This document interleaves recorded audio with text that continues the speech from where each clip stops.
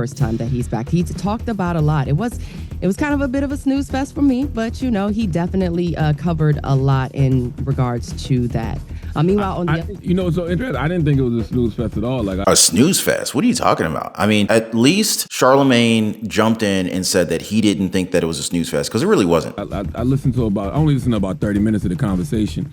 And in those 30 minutes, I heard them talk about the border extensively. Yep. And I heard them talk about the economy extensively. And that is why Trump resonates with so many people, because he's speaking to the issues. That's real, guys. That is real. And those are the two major issues. Folks don't care about all that other stuff as long as what they care about is being addressed. People want to know how they're going to have more money in their pocket and how they're going to feel safe. Well, that's what his base cares about, right? That's what everybody cares about. When you're having a Man, that's what everybody cares about. What are you talking about? It's not just the base. Why is it so biased here? Conversation, you're talking about light bills being lower, and you're talking about, you know, border control, groceries being lower, having and jobs. border control. That's what everybody cares about. That's not just his base. You said he wasn't a snooze fest. You only listened for 30 minutes. They would listen for 2 hours. Man, go ahead and lower my light bill. I appreciate that.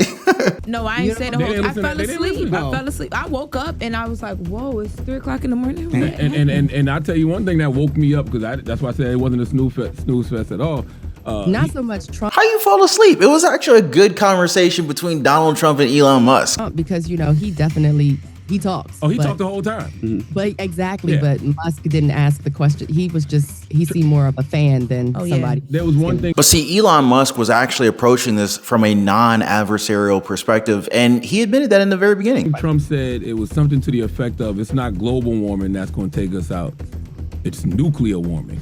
And then Trump started having a convo about how all these countries have nuclear weapons and the threat of nuclear war is high. Did Charlemagne just make the most sense he's made in like forever? Because even he knows the concerns of the American people. And with more than 1 billion views on X, it's kind of hard to argue that this conversation between Donald Trump and Elon Musk was a snooze fest. He was also right on the money when he said that these are the issues that Americans are actually concerned about. Money and safety are 2 of our top priorities, right guys? By the way, if you haven't already, please take a second, hit the like button for the video. I totally appreciate you guys' support, and thank you so much for making sure you're still subscribed to the channel, and thank you so much for sharing these videos on Facebook and Twitter. You guys are absolutely amazing. I love you guys. Now, if you can handle that successfully within your term, you would be considered a successful president. Money and safety, right? Something that many Donald Trump supporters have attested to during his time in the White House, touting economic strength and global security wherein wars were stopped, not started like the Biden administration. But these talking points were seen in a negative light, as if it's wrong for a world leader to push for peace rather than war, and wasting our taxpayer dollars sending it over to the Ukraine and other foreign countries. Here's the piece that ABC News did on Donald Trump's X interview with Musk. And I want you guys to notice, pay very close attention how they worded this to sound like it was a negative, as if that's even possible. Technical issues delaying it from the start for more than 40 minutes. Musk blaming a so-called denial of service attack, a kind of cyber attack that floods a server with traffic to force it offline, saying the massive attack illustrates there's a lot of opposition to people just hearing what President Trump has to say, though he provided no evidence of such a cyber attack. All right, hello everyone. My apologies for the late start. Users getting messages like this saying details not available. Those who were able to get into the live stream welcomed by hold music, then silence. X saying more than 1 million people eventually signed on. I'm looking at the numbers. You got a lot of people listening. Musk said he wanted Trump to reach open-minded independent voters, kicking off the conversation by asking Trump about the attempt on his life. What was it like for you? Not pleasant, I have to be honest.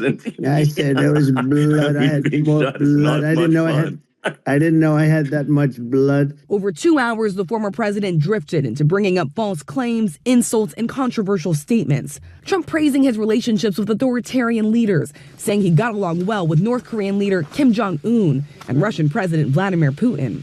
And I got along with Kim Jong-un. We had dinner, we had everything, and he really liked me, and I got along with him. Trump also describing a conversation he had with Putin about invading Ukraine, claiming he told him not to invade. And as you might have guessed, much like ABC News, the Harris campaign was not happy about this live stream. They criticized it and they called it a conversation of rich people who can't stream in 2024. Never mind the fact that the world's most wealthiest people all support the Democratic Party by a margin of 90%. It said that the Harris Waltz team sent an email out to supporters during his live stream. This desperate email subject read, "The two worst people you know are alive this evening." They also put out a statement through X and pushed Project 2025 on Donald Trump once again, adding that Donald Trump's entire campaign is in service of people like Elon Musk, self-obsessed rich guys who will sell out the middle class. Really? Now, speaking of which, the middle class are saying that times are tough right now under the Biden-Harris administration. I'm 20 years old. Why is a one-bedroom apartment $600, $1,600? Like, oh my God, for 500 square foot. One at a time, I said. Yep. Rent prices is outrageous. And then these jobs, they're bare minimum jobs. Like, I'm supposed to be in customer service. Before I was a server, I was working at like fast food restaurants, and nothing against them, love it, but we need them jobs. But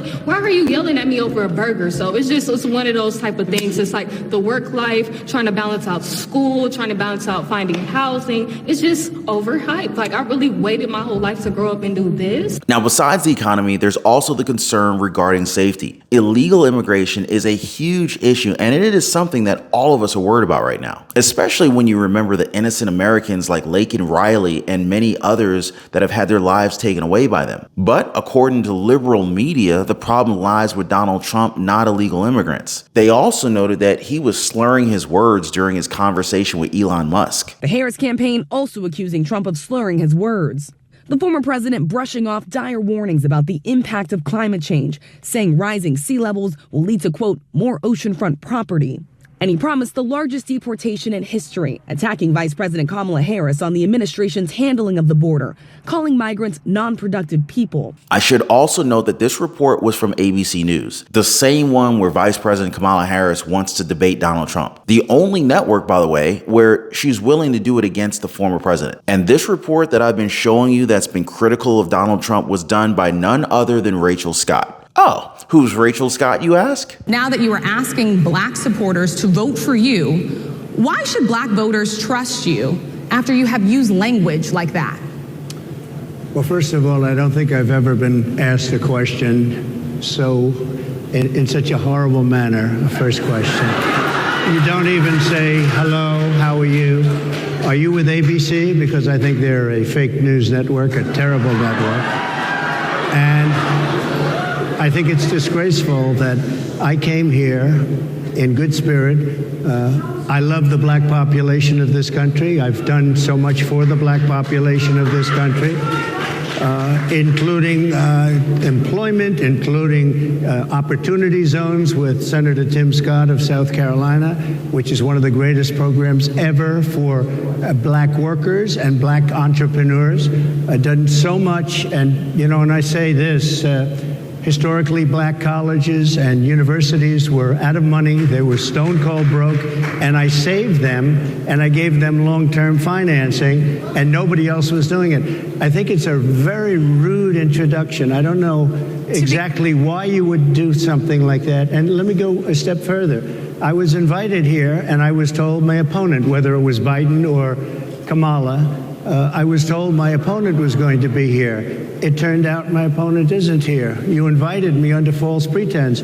And then you said, you can't do it with Zoom. Well, you know, where's Zoom? She's going to do it with Zoom, and she's not coming. And then you were half an hour late. Just so we understand, I have too much respect for you to be late. They couldn't get their equipment working or something was wrong. Mr. President, I would love if you can answer the question on your rhetoric and why you believe that black voters should trust you with another 4 years. I have been the best president for the black population since Abraham Lincoln. And yes, this was the NABJ interview, the same one that Kamala Harris skipped out on, even though she was also invited. Trump was told that she would be showing up, so he was there. And so basically they set a trap for Donald Trump. What a bunch of liars. And that was Rachel Scott blasting Donald Trump with her very first question. Note that we haven't heard Harris answer any questions since she was dubbed the presidential nominee. She hasn't gone through any tough inquiries into her policies or future plans, but Donald Trump is being painted as the coward, not Kamala Harris. Meanwhile, Harris will do rallies that feature Hollywood stars and musicians as she continues to booty clap and read off of a teleprompter. Now, at the same time, every single thing that's wrong with their term will be blamed on none other than Donald J. Trump. The same guy who's willing to answer questions from anyone and everyone and even take a bullet for America, even for people who don't like him. But what do you guys make of all this? Are these liberal news outlets right about Donald Trump? And is Kamala Harris really the answer that our country needs right now? Now, speaking of which, guys, left-leaning news outlets are panicking over Donald Trump's use of free speech. They're also so worried that they're already bashing Elon Musk's social media platform X to try and discredit their conversation. I did a video where I discussed this and the possibility of our online presence being completely censored in the near future. I know, it's very concerning. You must check that video out right after this one. This is something that many are afraid of as of today, as it might trample on our First Amendment rights, guys. Make sure you check out that one as always. I appreciate you guys for being here. I will see you guys on the next video.